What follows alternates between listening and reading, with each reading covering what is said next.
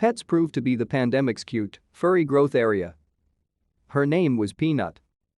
I was drawn to her because she looked like the Jack Russell Terrier from the TV show Frasier, the only likable member of the cast, and maybe also because of some bottomless loneliness. The pandemic seemed to nudge so many people into getting pets, so maybe I should also become a mother to this oversized rat? A lot of people in the US got a dog in the pandemic. Almost 9 million dogs have been acquired by households since the start of the pandemic, a number equivalent to the population of New York City, bringing the total number of dogs in the US to 108 million. That's roughly one dog to every 3 humans in the US. And cats crept up too, an additional 5 million in the space of just a few years, bringing the total US feline count to 79 million. To stay up to date with latest top stories, make sure to subscribe to this YouTube channel by clicking the button above this video. It's hard to say how many of these pets have gone to first-time owners. In fact, all of these numbers are pretty rough estimates because counting animals is a lot less rigorous than counting humans. But several organizations are interested in getting this data, whether it's veterinary groups or pet food manufacturers. Pet ownership has big consequences for household spending and the US economy in general. The numbers I'm using here come from the American Pet Products Association.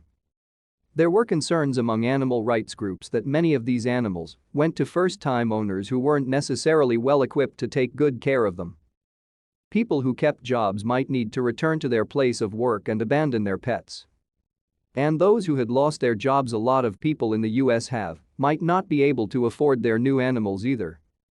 Some sources, like this study in the journal Frontiers in Veterinary Science, have even disputed these numbers and found a small decline in pet ownership, which was attributed to pet owners decreasing financial security. The authors of the study were especially interested in retention, in other words, how many of the households that got new pets during the pandemic have kept them. But it turns out that most of the dogs and cats who found new homes during the pandemic are still there.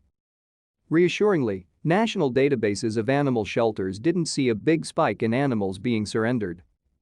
Overall, 90% of the dogs and 85% of the cats that were acquired during COVID are still in their new homes. I feared I would be part of the 10%, so I never took Peanut home from the shelter after I met her last year. But if I had, I think I would have changed her name, anything but Bella or Max, since it turns out those are the canine equivalent of calling a child John Smith.